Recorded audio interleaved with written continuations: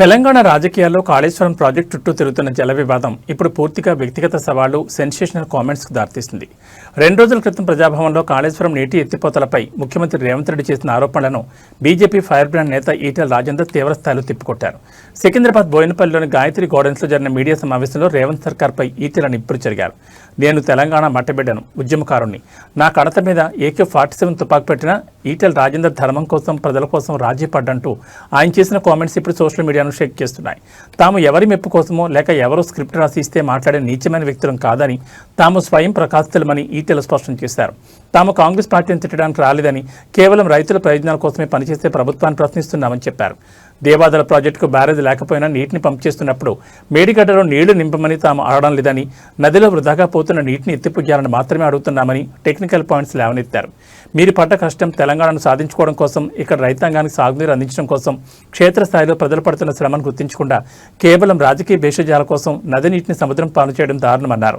ఒకవేళ నీటిని పంప్ చేయకపోతే ఉత్తర తెలంగాణతో పాటు హైదరాబాద్ నగరానికి కూడా తీవ్ర నీటి కొరత వస్తుందని హెచ్చరించారు. రేవంత్ రెడ్డి, నువ్వు మేధావి కావచ్చు, కానీ నీ తప్పుడు నిర్ణయాల వల్ల ప్రజలు దుఃఖిస్తున్నారు. నీ కిందికి నీళ్లు వచ్చినప్పుడే బీజేపీ ఏం చేయబోతోందో నీకు తెలుస్తుంది అంటూ ముఖ్యమంత్రికి ఈటెల స్ట్రాంగ్ వార్నింగ్ ఇచ్చారు. సాగర్ ఉన్నది, అక్కడి నుంచి బస్వాపురం ఉన్నది, గిన్నున్నాయి బాబు, వందల కిలోమీటర్ల కాలువలు ఉన్నాయి. ఏమర్థం చేసుకుంటారు మీరు? 1,00,000 కోట్లు ఖర్చు పెడితే 1,00,000 కోట్లు తినని చెప్పి వాళ్ళు అనగానే నేను అవును నిజమే తినని మాట్లాడాను. ఏమన్నా జ్ఞానం ఉందా? 1,00,000 కోట్లు ఇప్పుడు రేపు నువ్వు మూసితే ఎత్తున్నావు. ఇవాళ కాళేశ్వరం ప్రాజెక్టు కొన్ని వందల TMCల రిజర్వాయర్లు, కొన్ని వందల కిలోమీటర్ల పైప్ లైన్లు, కొన్ని వందల కిలోమీటర్ల కాలువలు, పదుల సంఖ్యలో టన్నల్స్, మోటార్లు, పంపులు, కొన్ని పెద్ద పెద్ద దీంట్లో ఈ ప్రెస్ మీట్లో ఉన్నటువంటి వాళ్ళు పెద్దలు సత్యరెడ్డి గారు, రిటైర్డ్ CE ఇరిగేషన్, దామారెడ్డి గారు, రిటైర్డ్ SC ఇరిగేషన్. మొదటగా ఈ అంశాన్ని ఎత్తినాడు నా మీద రకరకాల మాటలు మాట్లాడిండ్రు. నన్ను నిందించే ప్రయత్నం చేసిండ్రు, నా పార్టీని కూడా నిందించే ప్రయత్నం చేసిండ్రు. సరే, అది వాళ్ళ విజ్ఞతకు వదిలిపెడతా. ఎందుకంటే నేను చిల్లర మాటలకి సమాధానం. ఫండమెంటల్ ప్రిన్సిపల్ దేశం first, nation first, party next, personal last. నేను పక్కా బాజాప్తా తెలంగాణ మట్టి బిడ్డను. నాకు నా తెలంగాణ ఫస్ట్. రాజకీయాలు ఉంటాయి, రాజకీయాలు ఉండవని నేను, కానీ రాజకీయాల ముసుగులో ప్రజల జీవితాలతో చెలగాటమాడే ప్రయత్నం ఎవడు చేసినా, ఏ పార్టీ చేసినా నాలాంటి వాడిని స్పెక్టేటర్గా ఉండడానికి లేను. నేను నాలాంటి వాడిని అర్థం మాకు సొంత జ్ఞానం, సొంత అవగాహన, సొంత కమిట్మెంట్ ఉన్న వాళ్ళం. మేము కుంజిస్తే రిమోట్ కంట్రోల్ లాగా ఉంటుండే కాదు. ఈ అవగాహన మా మీద ఆరోపణ చేసేటువంటి నీచులకు ఉండాలని చెప్పి నేను మనవి చేస్తున్నాను. గప్పుడు పునాది వేయబడ్డ 64లో పునాది వేయబడ్డ SRSP వచ్చిన తర్వాతనే మాకింత వరి పండించుకునే, మాకు అప్పటికే కాకతీయుల చెరువుల కింద ఇంత వ్యవసాయం ఉండే కాబట్టి మేము ఇంత చల్లగా బతికినాం.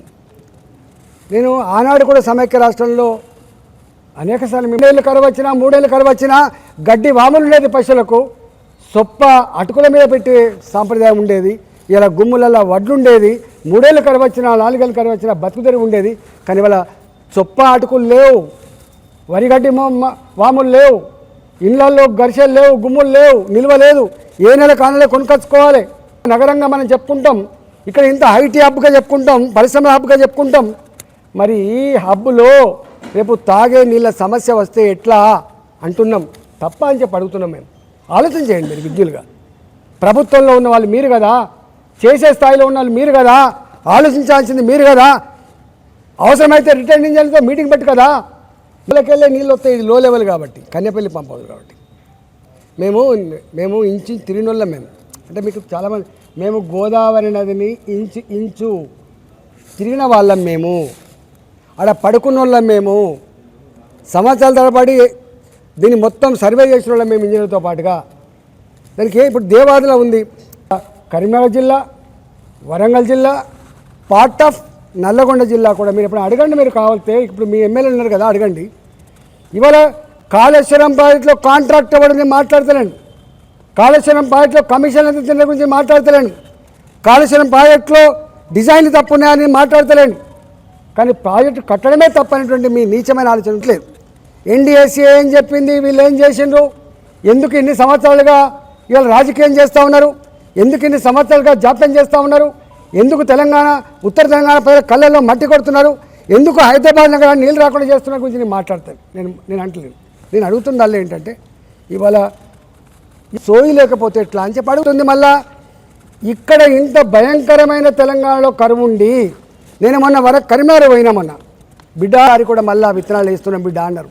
అవి ఎండిపోతా అంటే మొలవకపోతే కుండలతోటి నీళ్ళు తీసుకుపోయి పోస్తున్నాం బిడ్డ, ట్యాంకర్లతో నీళ్ళు తీసుకొచ్చుకొని వేస్తున్నాం బిడ్డ. నీకు తెలుసు కదా బిడ్డ, ఒక్కసారి విత్తనం వేయాలంటేనే ఎకరాన్ని 4-5 వేల రూపాయలు ఖర్చు అవుతాయి. రెండోసారి కూడా విత్తనం వేసినాం.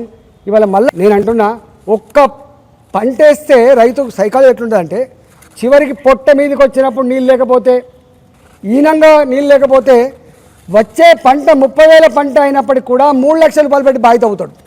That is farmer. ఫార్మర్ అంటోడు వ్యవసాయం చేస్తాడు, బిజినెస్ గురించి ఆలోచించాడు, లాభ నష్టాల పట్టిక గురించి ఆలోచించాడు. కళ్ళ ముందే ఇచ్చినా కూడా పంట బయటపడుతుంది. ఇవాళ వర్షాలతో, బావిల నీళ్ళతో, బోర్ల నీళ్ళతో, చెర్ల నీళ్ళతో పంటలు నోటికాడికి వచ్చి ఒక తడి లేకపోతే ఎండిపోతాయి, 2 తడి లేకపోతే ఎండిపోతాయి. అలాంటి పంటలకు శ్రీరామ రక్ష ఇగో ఈ ప్రాజెక్టు. మేము అంటున్నాం, మొత్తమే ఇక ఈ వర్షాలు పడే, ఈ చెర్లద్దు, ఈ కుంటలద్దు. మన దేశం ఇవాళ మన దేశం వ్యవసాయ దేశం. మన ఎకానమీ దాని మీద ఆధారపడి ఉంటుంది. 65% మంది ఇవాళకి కూడా గ్రామాలలో ఉంటున్నారు. వాళ్ళు కులాలు వేరు కావచ్చు, మతాలు వేరు కావచ్చు, రైతులు కావచ్చు, రైతుల దగ్గర పనిచేసే కూలీలు కావచ్చు. కాళేశ్వరం కంటే ముందు జలయజ్ఞం జరిగింది ఇక్కడ. చాలామంది మర్చిపోతున్నారు. జలయజ్ఞంలో భాగంగానే తమ్మిడి హట్టులో ప్రాణహిత నీళ్ళు తీసుకురావాలని చెప్పి ఆనాడు రాజశేఖర రెడ్డికి ప్లాన్ చేసిండు. 2007 వరకే పూర్తి చేసే ప్రాజెక్టులు, 2009 వరకు పూర్తి చేసిన ప్రాజెక్టులు అని చేవెళ్ళ వరకు రావాలనేటువంటి ఆలోచన ఆనాడు చేసిన పార్టీ కాంగ్రెస్ పార్టీ అనే విషయం మర్చిపోవద్దు. కానీ తెలంగాణ వచ్చిన తర్వాత తెలంగాణ దుఃఖం తెలిసినటువంటి వాళ్ళుగా ఇవాళ గట్ల కాదు, కట్టేదేదో మంచి కట్టుకోవాలి, కడుపు నుండి నీళ్ళు తెచ్చుకోవాలనేటువంటి కాన్సెప్ట్ తోటి నీళ్లు ఉన్నే ప్రాణహితలో కాబట్టి ఆ నీళ్ళని మన ఆ 2 టీఎంసీలు తీసుకుపోయి అన్నారం లేచి అక్కడ కూడా నువ్వు ఎక్కువ నిల్వ పెట్టకుండా మళ్ళీ మోటార్లు మునిగేంత వరకు నీళ్లు నిలుపుకొని అక్కడి నుంచి సుందీలు వేసుకొని అక్కడ కూడా నువ్వు మోటార్లు మునిగేంత వరకు నీళ్లు పెట్టుకొని నువ్వు సేఫ్ జోన్, నువ్వు చెప్తున్న సేఫ్ జోన్ ఇలా శ్రీపాద ఎల్లంపల్లి ప్రాజెక్ట్ అది మూలం.